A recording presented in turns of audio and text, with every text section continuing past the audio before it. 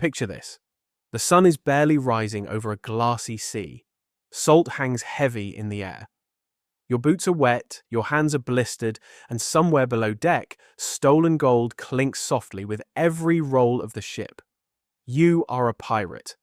Not the romantic kind from movies, not the swashbuckling hero with perfect teeth and a catchy theme song. You're cold, you're hungry, you're armed. And every day you wake up knowing one thing. You might get rich, or you might end up dangling from a rope in a crowded harbor. Today, we're climbing every rung of the pirate hierarchy, from the lowest deckhand to the feared captain himself, to find out what life was really like at each rank. Because on a pirate ship, power isn't just authority, it's survival. Your pirate career usually begins at the lowest possible level. You scrub decks until your knuckles bleed. You haul ropes heavier than you are. You swab vomit after storms and blood after battles. You sleep wherever there's space, often beside rats and damp gunpowder. Pay? Technically, yes, but it's tiny. A fraction of a share. Sometimes nothing at all if the voyage goes badly. Deckhands eat last. They speak last. They obey everyone. And if you complain, you might be whipped, you might be marooned, or you might simply be thrown overboard. But here's the thing. Even this miserable life is often better than what you left behind. Most deckhands were former farmers, laborers, or runaway servants. On land, they were trapped in poverty. At sea, at least there's a chance, however small, that one day you'll climb higher. For now, though, you're expendable. Survive long enough, and you become an able seaman. This means you've earned trust. You know how to climb rigging in a storm. You can handle weapons. You don't freeze when cannon fire erupts. Your workload is still brutal, but now you get a full share of loot. You're allowed a voice during crew votes. You're issued better weapons. Most importantly, you're no longer seen as disposable. But danger increases. Able seamen are first into boarding actions. First over enemy rails. First to meet steel with steel. You're closer to riches now. You're also closer to death. Every raid could leave you missing fingers, missing teeth, or missing everything. If you specialize, you might become a gunner. This is a position of deadly respect.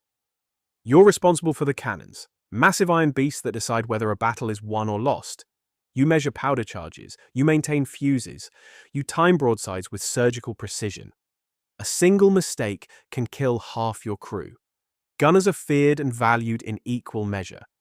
When cannons roar, all eyes turn to you. Your reward? Better pay, better rations, and a reputation that travels faster than your ship.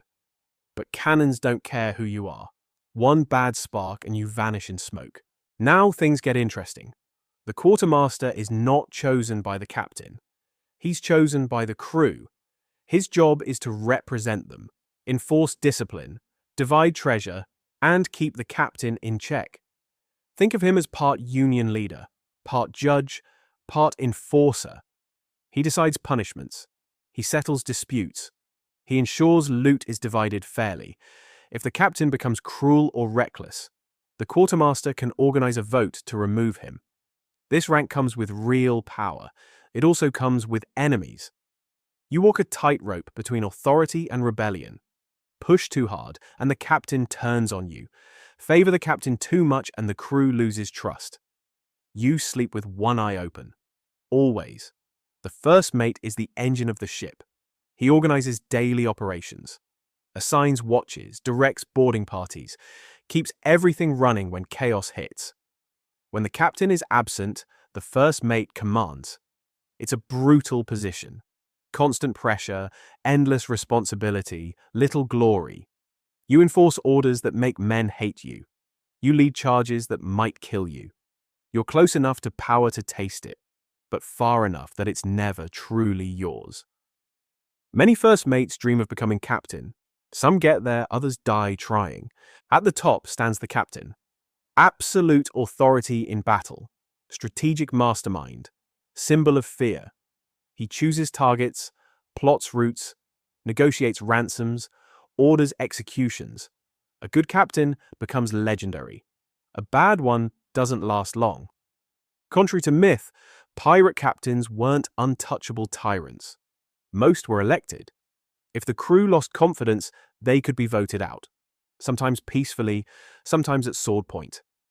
The captain gets the largest share of treasure. But he also carries the greatest burden. Every failure is his fault. Every death weighs on his name. Every Navy ship hunts him personally. He can't blend into crowds. He can't disappear easily. He can't relax. Because fame is a double-edged blade. The more successful you are, the harder the world hunts you. And when they finally catch you, there is no retirement plan. There is only the gallows. Between raids, pirate life is not glamorous. Food spoils, water grows foul, disease spreads fast, scurvy rots gums, infections claim limbs, storms smash ships like toys. There are no doctors, only rum, dirty bandages, and prayers. Many pirates never die in combat. They die slowly, quietly, below deck. So what was it really like to rise through the pirate ranks? It was climbing a ladder built from splintered wood and broken bones. Every promotion brought more power and more danger. Every victory painted a bigger target on your back. Yes, some pirates found wealth, but far more found shallow graves, unmarked waters, or ropes around their necks. Piracy was never about freedom.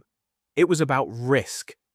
It was about choosing a short, violent life over a long, miserable one.